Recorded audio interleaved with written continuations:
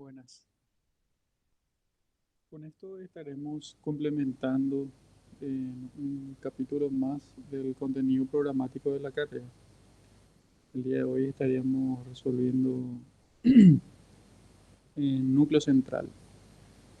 Para ello, núcleo central deben de aprender muy bien lo que serían algunos conceptos básicos que van a ser fundamentales a la hora de resolver cualquier tipo de ejercicio de esta índole. Entonces, tengan en cuenta de que eso es primordial para que puedan desarrollar los ejercicios.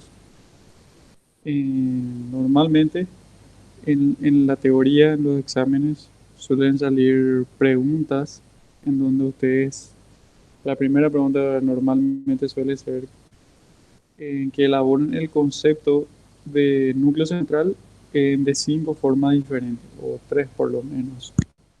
Entonces, em, eso es, como les digo, y voy a ser reiterativo, es fundamental. El concepto básico que más se adecua a la aplicación de los ejercicios prácticos sería aquel como el que lo define de la siguiente manera. El núcleo central es el lugar geométrico del punto de aplicación de la carga tal que se genera un solo estado de esfuerzo, ya sea de compresión o de tracción, dependiendo del caso que corresponda. Entonces, eso es un concepto que vamos a ir a estar en- aplicando bastante en la parte práctica en la resolución de los ejercicios. En fin, si se fijan en este ejercicio en particular, tenemos que nos pide determinar en primer lugar el núcleo central de la sección en cuestión. Para ello, vamos a estar dando los conceptos que se requieren para su elaboración, ¿no?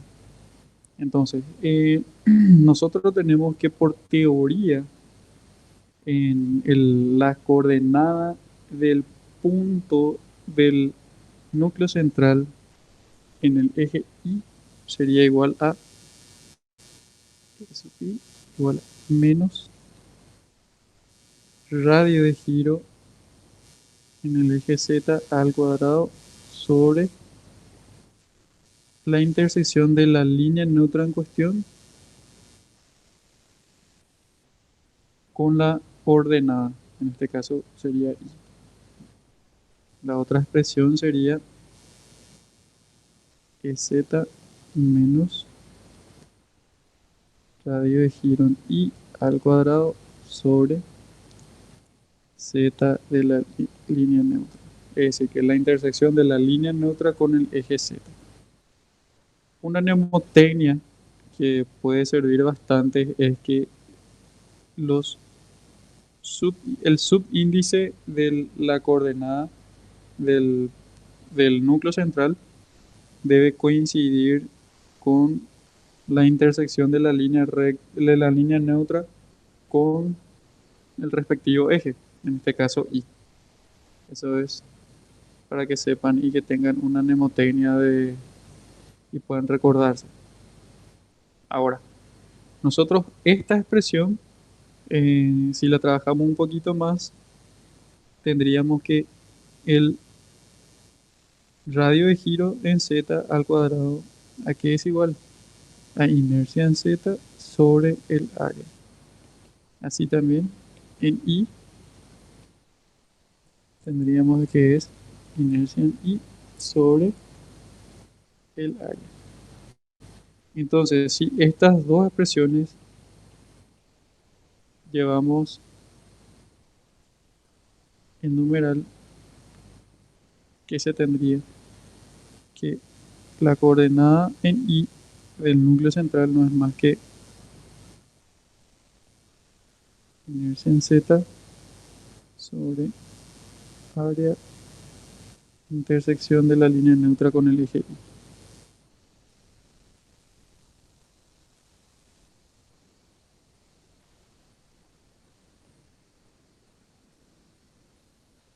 intersección de la línea neutra con el eje Z.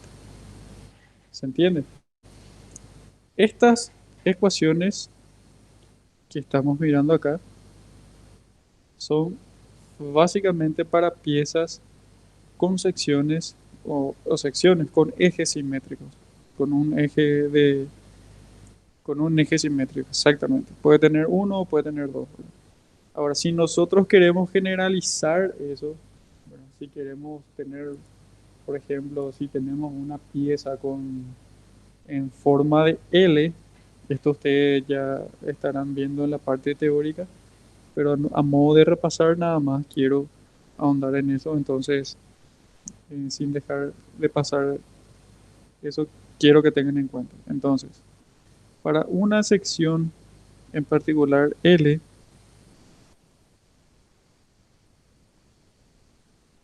¿verdad? Tienen de que estos serían sus ejes. Tienen que el punto, para determinar el punto del lugar del núcleo central en el eje Y sería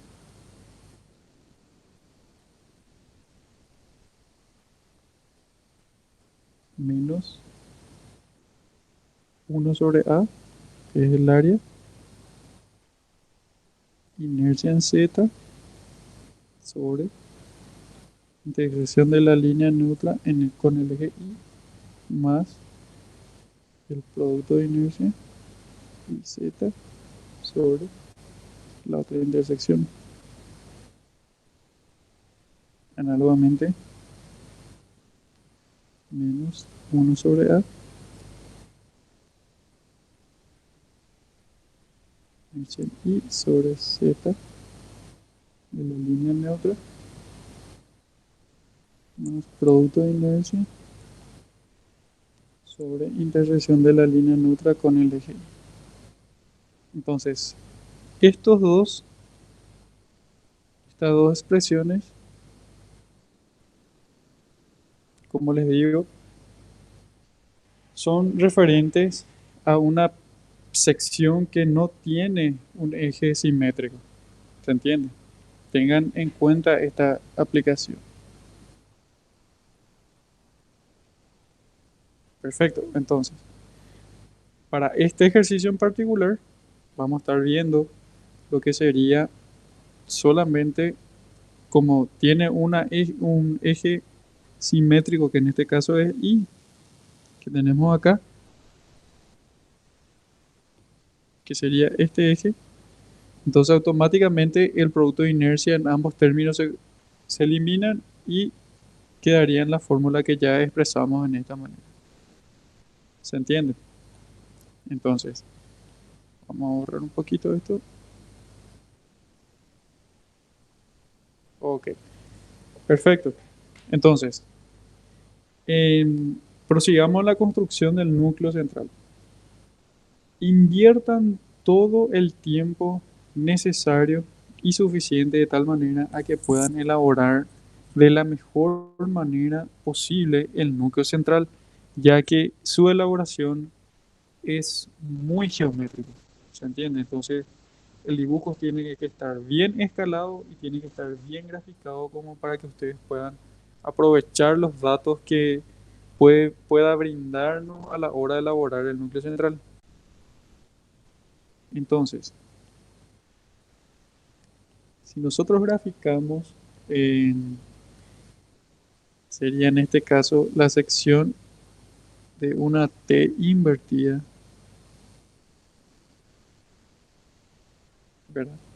Entonces, el primer trabajo que tenemos que hacer, el primer trabajo es, vamos a completar el gráfico graficando los ejes coordenados.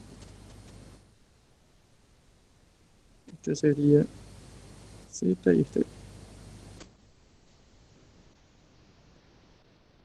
Z, el eje. Perfecto. El primer paso que tenemos que hacer, las posibles líneas neutras notables que podamos tener en la sección transversal, ¿verdad? Y cuando partiendo de la definición o el concepto del núcleo central, nosotros habíamos dicho de que el núcleo central es el lugar geométrico del punto de aplicación tal que este punto solamente genere un estado de esfuerzo de compresión o de tracción en la pieza. Entonces, nuestra solicitación o nuestro estado de límite sería cuando cada una de estas líneas neutras no corta la sección transversal. De esa manera nosotros garantizaríamos que efectivamente se tenga solamente un estado de esfuerzo. ¿Me explico? Entonces, para ello yo debo determinar cada una de esas líneas neutras. La primera línea neutra podría ser esta que está acá. A esto le podemos llamar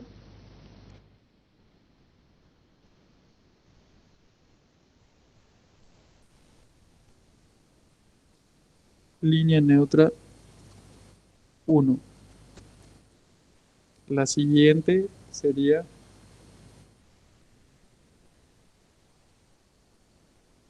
esta línea neutra. Línea neutra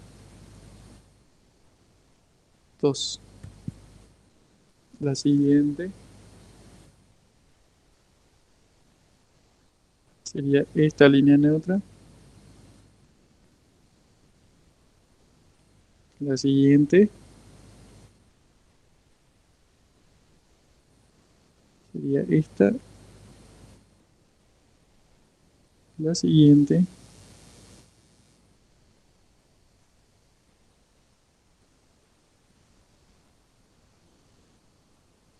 Cinco. Y por último,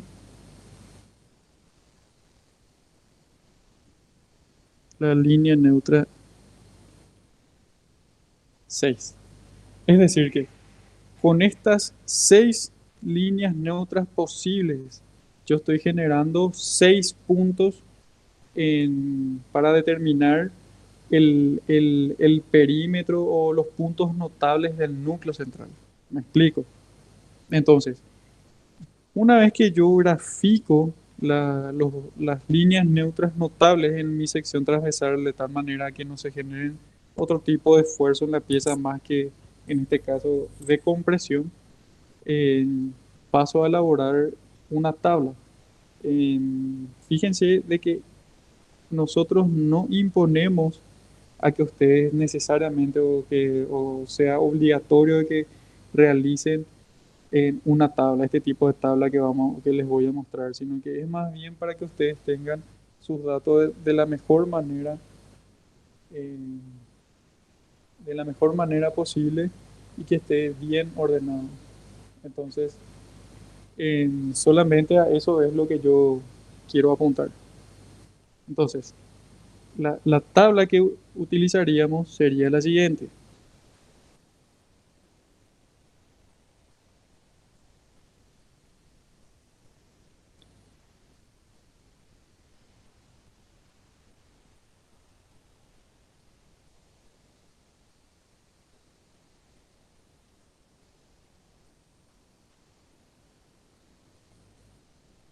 Sería la siguiente. Yo lo pondría línea neutra, ¿verdad? Enumeraría cuántas líneas neutras tengo. En este caso tengo 6,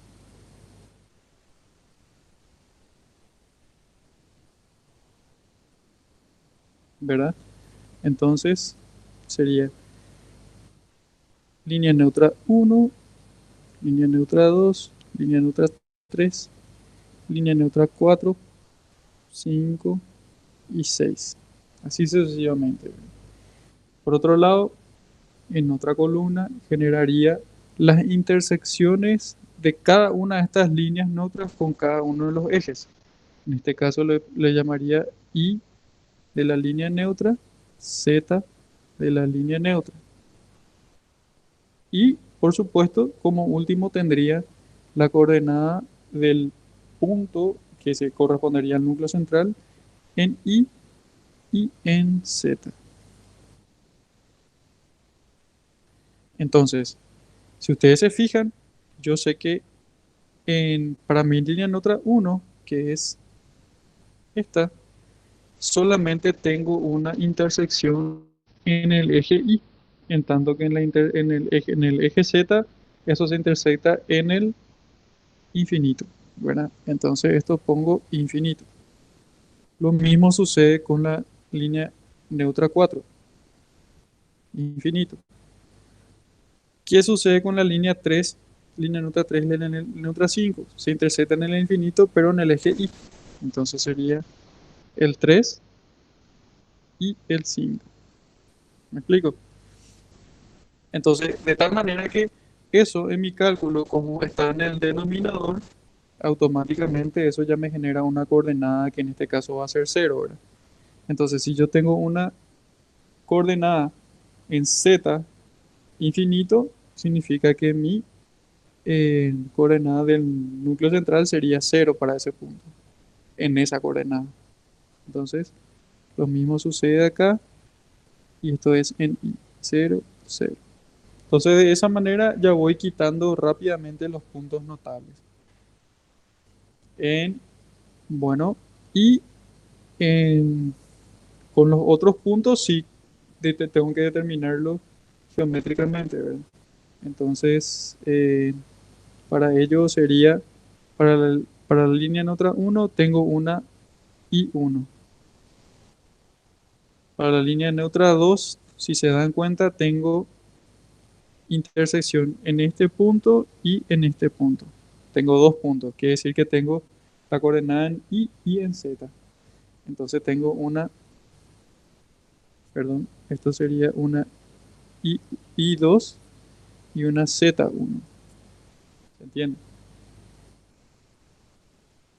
Para la línea neutra 3 tengo una Z2.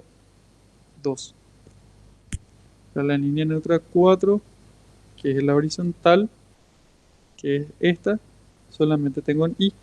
Entonces sería una I3. Para la línea neutra 5 tengo una Z, que sería Z3. Y para una línea neutra 6, que sería similar a la línea neutra 2, tendría una I4 con Z4. Entonces sería eso. ¿Me explico? Entonces, cada uno de estos puntos, que son distintos de cero, evidentemente tienen una coordenada en sus respectivos ejes, ¿verdad? Que sería EI y E sub Z. Y de esa manera yo tengo mis datos organizados de los puntos notables del núcleo central. ¿Se entiende? Yo a modo práctico le voy a dar ese resultado de tal manera que puedan tener ese número y corroborarlo con sus propios cálculos, ¿verdad? Entonces, para este caso, para la línea uno yo tengo de que la, la, el punto I en la coordenada I sería, voy a hacerlo de otro color, sería menos 6,18. En el 2 sería menos 361, 4,43. El 3 sería menos 20. El 4 sería 9,74. El 5 sería menos 4,27.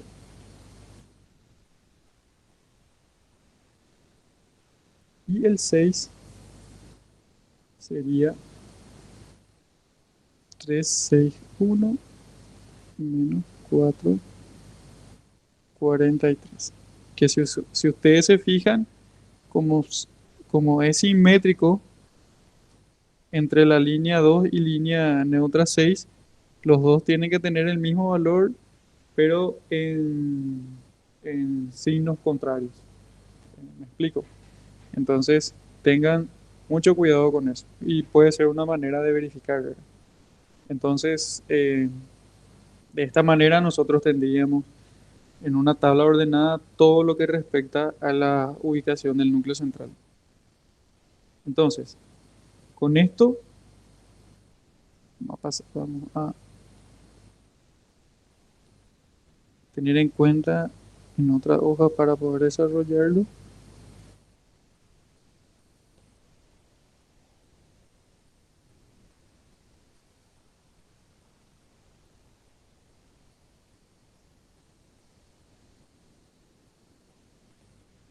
Vamos a cortar y vamos a llevar la siguiente hoja aquí.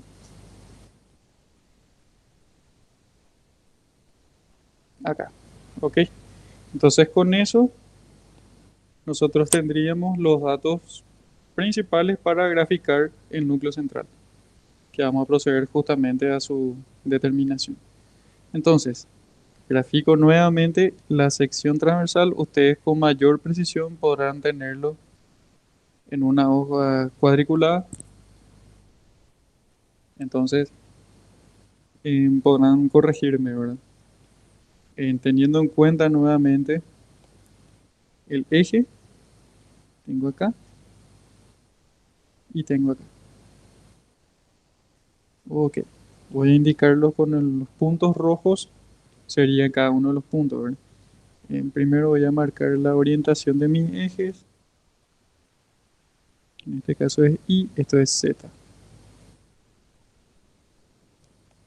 Entonces, para la línea neutra 1, yo tengo, según mis datos, tengo en cuenta, fíjense solamente en esta parte de la tabla, en donde mi coordenada Y es negativo menos 6,8, ¿verdad? Entonces puedo tomarlo esto.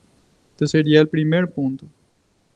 El punto 1 que genera en la línea neutra 1, ¿verdad?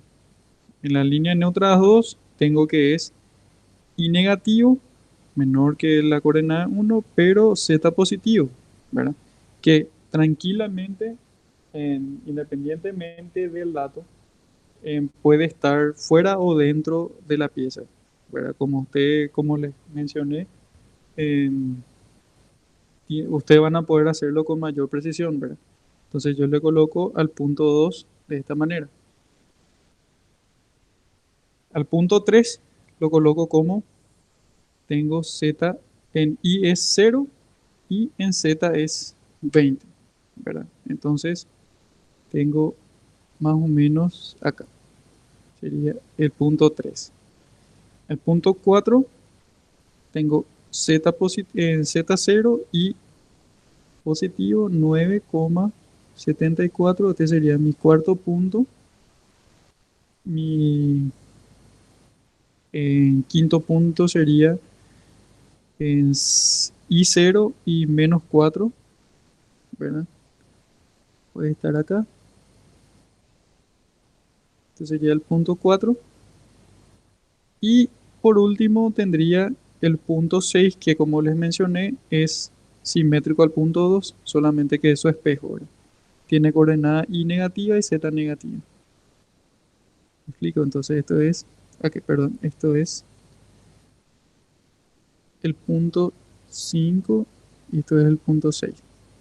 Entonces, una vez que yo determino o posiciono estos puntos en mi eje, ¿verdad? Esto vamos a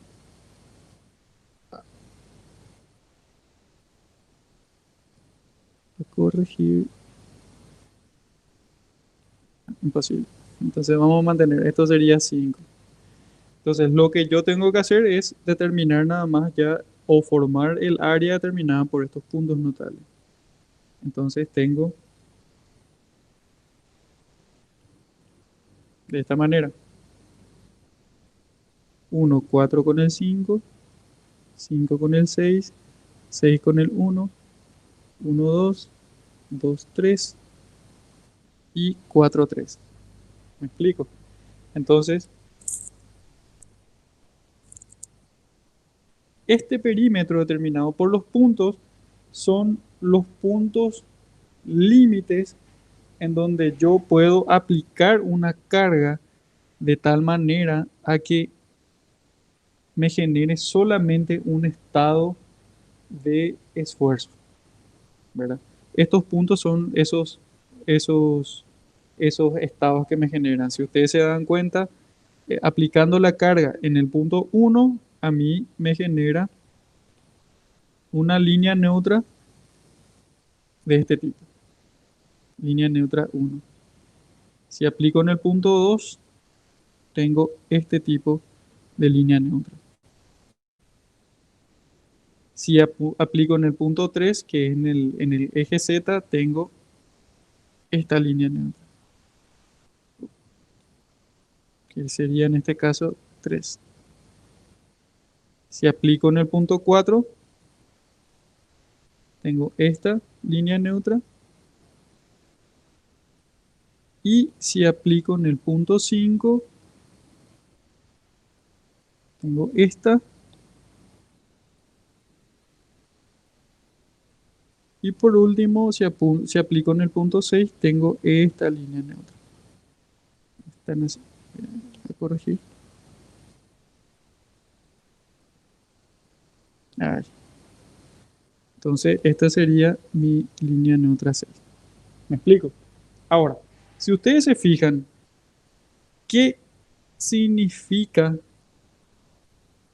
la unión entre el segmento 3 y 4? Fíjense que esto es un segmento en donde tiene infinitas posibilidades de puntos.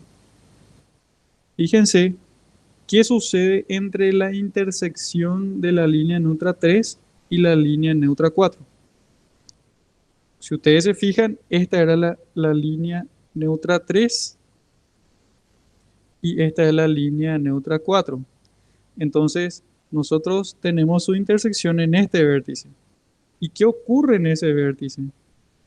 Fíjense de que por ese vértice pasa un haz de rectas que estaría cumpliendo la misma condición, ¿verdad?, que la definición del núcleo central. Es decir, que cualquier punto que yo aplique en este segmento, ¿qué sucede? Genera una línea neutra cualquiera y, a más de eso, no está intersectando mi sección transversal. Por ende, tengo solamente un estado de esfuerzo. Y eso sucede con cada uno de los vértices. Es decir, que si yo entre el 2 y el 3 tendría, ¿cuál sería el 1 y perdón, el 2 y el 3?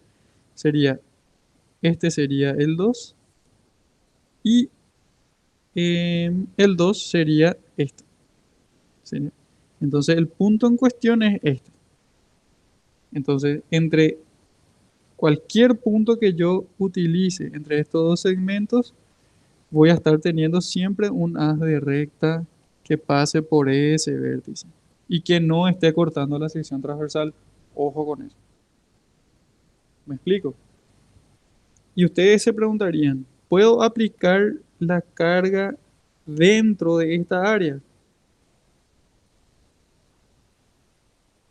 Claro que sí. Esto es una condición mínima nada más. Esto sería la condición límite. Quiere decir que si yo aplico una carga en este punto, con mayor seguridad yo estoy diciendo de que esa carga me va a estar generando solamente un estado de esfuerzo. ¿Se entiende? Entonces, es muy importante, como ustedes podrán ver, el desarrollo y gráfico del núcleo central, porque a partir de eso nosotros podemos plantear miles de cuestionamientos en una resolución de problemas. Entonces, el primer ítem que nos pide está determinado, que es graficar el núcleo central. El siguiente nos pide determinar las tensiones máximas de la sección transversal. Eso es para que veamos en qué condición inicial en ese estado de carga se encuentra en la sección transversal. Yo tengo como dato, tenía que la carga P inicialmente que está aplicada en este vértice es igual a 2 toneladas y tengo los datos de la inercia en Z, inercia en y también el área. ¿Me explico? Entonces, al estar la carga P excéntrica en los dos ejes, tanto en Z como en y normal a esa sección, ¿en qué situación nos encontramos? Nos encontramos en la condición de una flexión oblicua compuesta. ¿Y cuál es la condición de esa flexión oblicua compuesta? La condición de esa flexión oblicua compuesta sería sigma Z, sigma X es momento en Z, inercia en Z, por una coordenada en más menos, momento en inercia en coordenada Z, más menos, normal sobre A. Esta sería la condición de una flexión oblicua compuesta.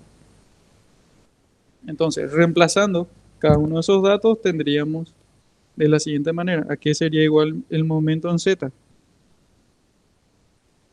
Yo tengo, fíjense, de que yo tengo las excentricidades de las cargas, entonces tranquilamente puedo determinar el momento en su respectivo eje. Sería P por 1,8 centímetros, 6 en Z y en Y sería si esto es 16, sería la mitad 8. Entonces tendría P por 8. Perfecto. Entonces, ¿por qué no le pongo signo? Porque ustedes recuerdan de que ustedes, pues, independientemente si están trabajando con la regla del primer cuadrante o la regla de la mano derecha, van a determinar el signo que corresponde a cada uno. Yo en particular siempre trabajo con la regla del primer cuadrante, entonces eso me ayuda a poder determinar tranquilamente el signo de cada una de esas fuerzas. Entonces, mi primer cuadrante sería toda esta sección, ¿verdad? Entonces, tengo que el efecto de mi momento en Z sería negativo y el efecto de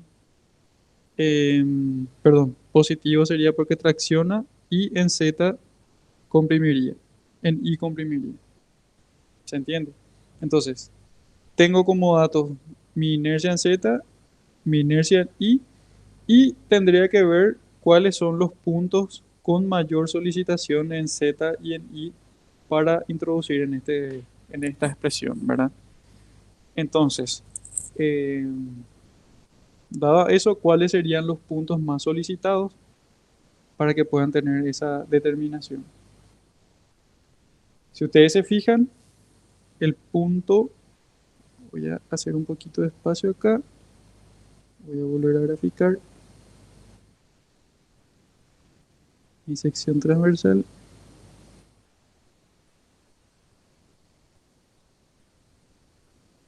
así.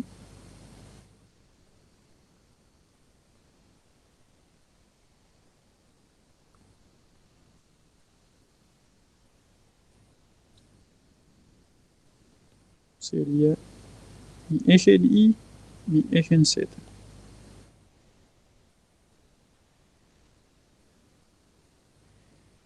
En la carga P está situada en este punto. Entonces, los puntos más solicitados y los que están más alejados a la sección serían este punto en particular, ¿verdad? Que yo lo puedo llamar A. Vamos a determinar sus coordenadas. Y el opuesto, que en este caso sería este punto, que yo lo llamo B. Entonces, yo puedo determinar tranquilamente las coordenadas de esos puntos, que sería en el punto B en la coordenada en Z, no es más que menos 20 y en I sería menos 1, 8,6. El punto A sería en 1,6, o sea, 1,86 más 16, que en este caso sería en Z, sería menos 17,86 y en Z sería 20, positivo. Para que se entienda mejor, voy a hacer un poco más grande. Así. En Z sería 20 positivo y en I sería menos 17,86. Así. Perfecto. Entonces, tengo determinado el valor de I, que en este caso va a ser para, como me pide el estado de esfuerzo de la sección bajo esa solicitación de carga P, voy a tener dos posibles valores de I, ¿verdad? Para I1 y para I2. Para I1 tengo, si voy a analizar el punto A, estaría en compresión, sería coordenar I menos 17,86, ¿verdad? Y para el punto 2 sería menos 1,86. Para Z1 sería de la siguiente manera. Z1 es, eh, si estoy analizando, tengo que tomar respectivamente. Si I1 es menos 17,86, la A en ese caso es 20. El punto en cuestión en ese caso tiene una abscisa 20. Entonces, para la siguiente situación sería menos 20. ¿Explico? Entonces, con eso yo determino el estado de esfuerzo en las condiciones iniciales de carga. Entonces, si voy a trasladar, primero, voy a generar una hoja más y voy a copiar este gráfico.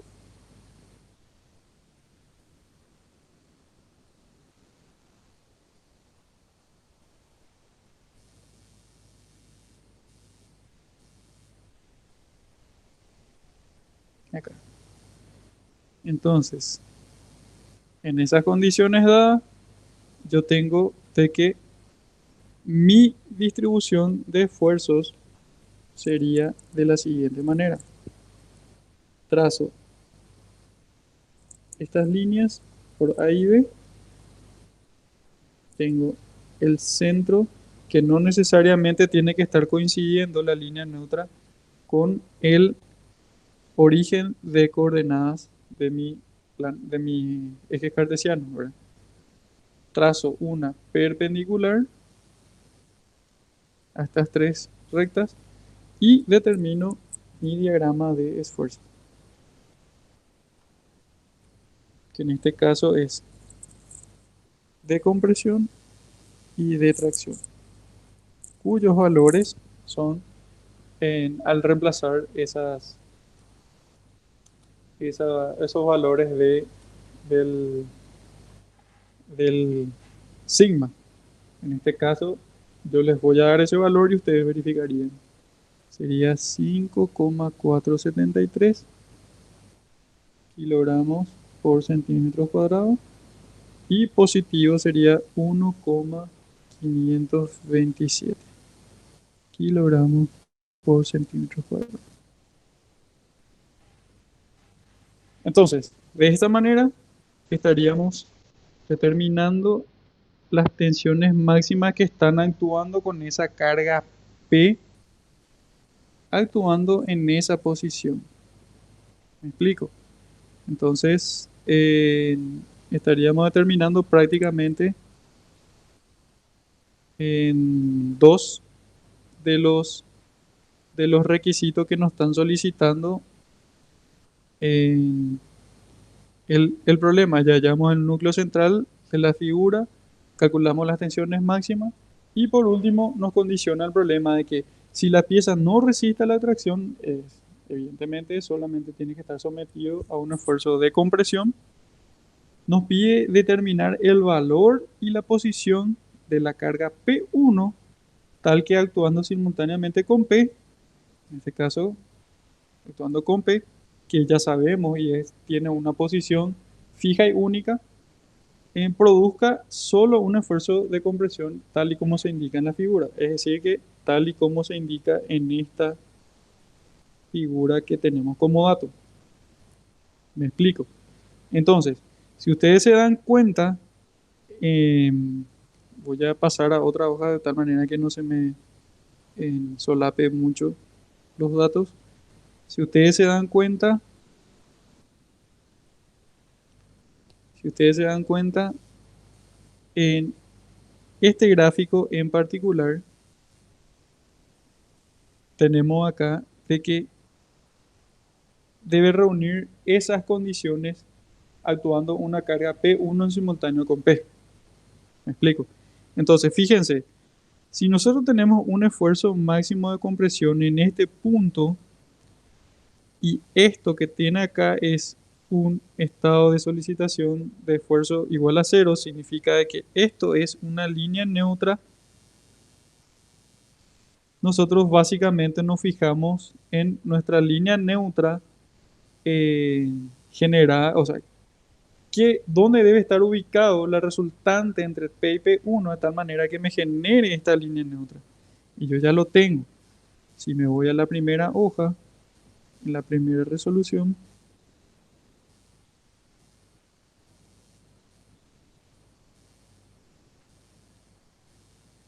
fíjense de que tengo acá. Entonces, este gráfico, voy a limpiar un poquito más. Voy a limpiar estas rectas y voy a trasladar. Voy a copiar con esta tabla.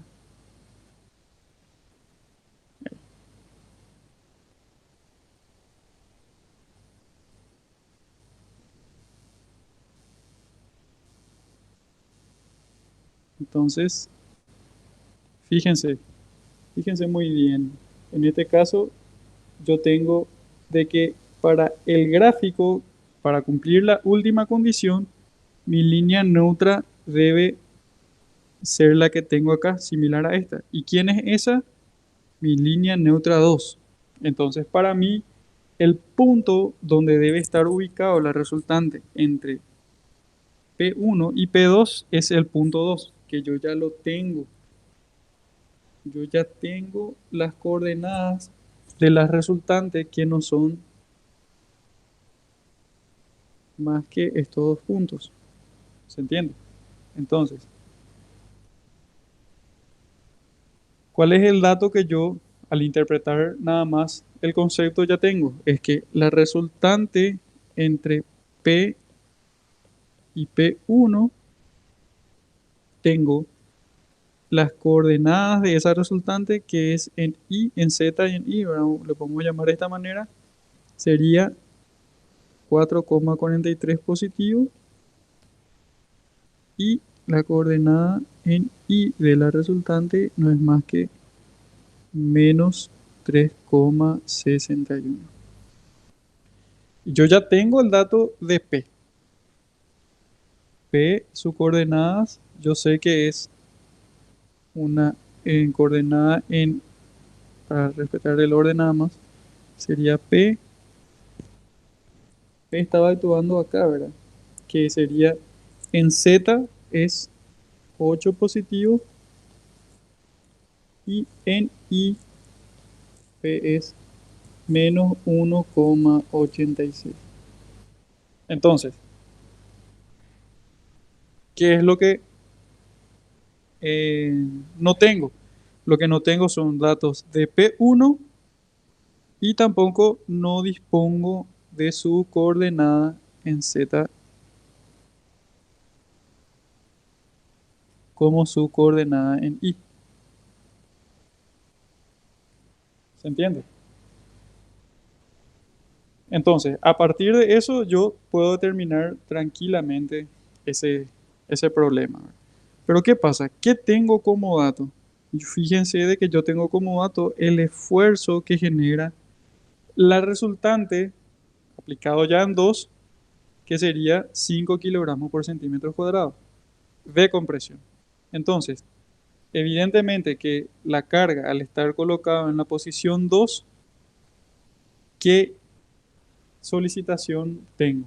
¿O qué efecto externo tengo? Tengo nuevamente una flexión oblicua compuesta, es decir, que la condición de una oblicua compuesta es sigma, momento en z, inercia en z, más menos, momento en i, inercia en i, más menos normal sobre área. ¿Me explico? Entonces, en este caso, momento en z, ¿a qué sería igual? Sería la resultante por su excentricidad que genera un momento en z. En este caso, la excentricidad que genera el momento en z sería la coordenada en i, es decir, que es i de la resultante. Momento en i sería resultante por la excentricidad en z de la resultante. Si analizo nuevamente el primer cuadrante, como este sería mi primer cuadrante,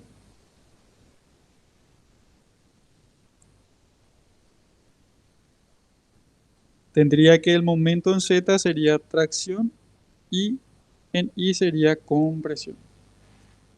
Entonces, ya cuento con esto, con esto, con esto, con esto.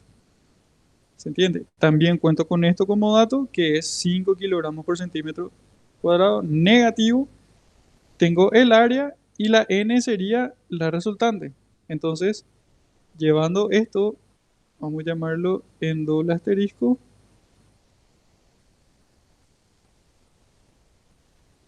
¿Qué determino? Determino n, que sería igual a r, ¿verdad? Entonces, me faltó algo en mi expresión, que voy a escribirle otro color para que se vea. Esto es i y z. ¿Cuáles serían esos datos de i y z para completar el ejercicio? Serían los puntos que generen el esfuerzo de compresión menos 5 kilogramos, que sería solamente la coordenada de este punto, que ya lo teníamos, que era el punto A, que A tenía como coordenadas 20 y menos 17,86. Es decir, que esto sería la coordenada z y esta es la coordenada que introduciendo en esa ecuación ya tengo mi resultante. Entonces, para determinar mi resultante, no es más que aplicar la condición de una oblicua compuesta.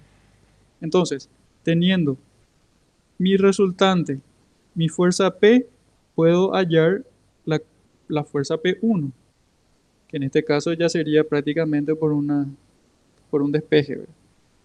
P1 no es más que R, la resultante, menos la carga P. En ese caso, yo estoy determinando qué cosa. Estoy determinando el valor de esa carga P1. Ahora me queda determinar nada más que su posición. ¿Se entiende? Entonces, ¿cómo hallo esa posición? ¿Cómo hallo? Voy a pasarla a una última hoja.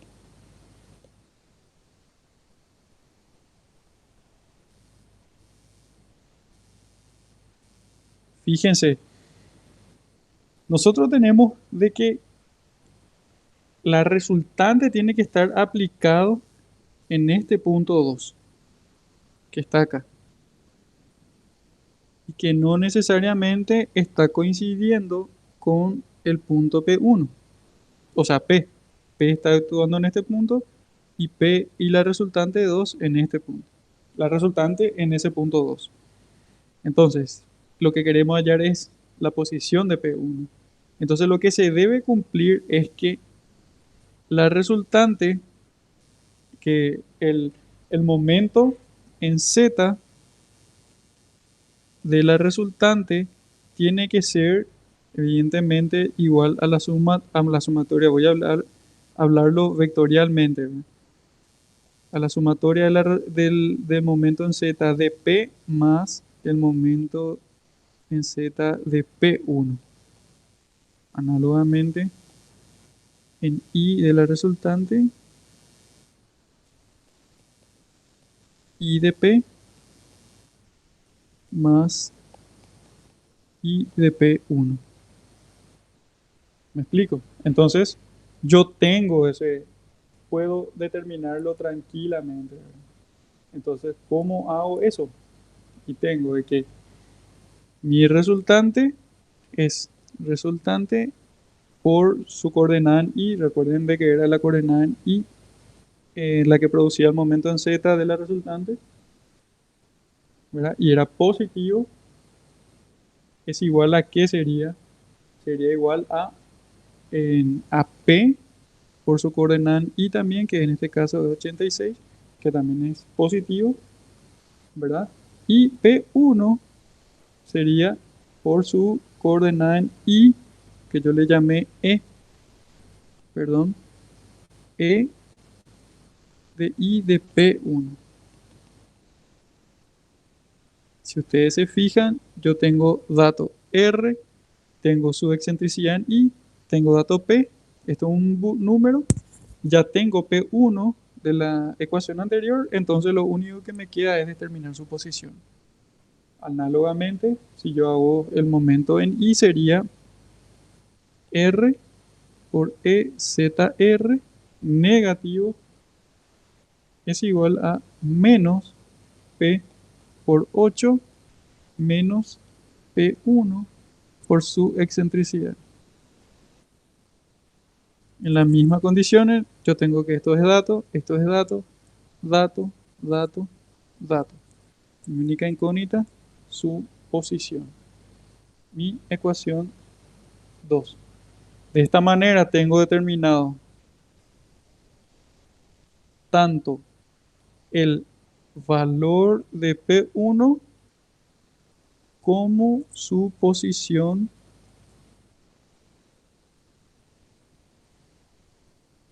en la sección transversal de tal manera a que cumpla la condición de este gráfico en particular. Perfecto. Entonces, es importantísimo, valga la redundancia, de que ustedes puedan interpretar primero los conceptos básicos y fundamentales a la hora de resolver cualquier tipo de núcleo central. Si ustedes no manejan el concepto, van a tener muchos inconvenientes. Entonces, lo ideal sería de que ustedes tengan en claro y bien en cuenta el concepto de núcleo central. Entonces, con esto estaríamos culminando el ejercicio planteado.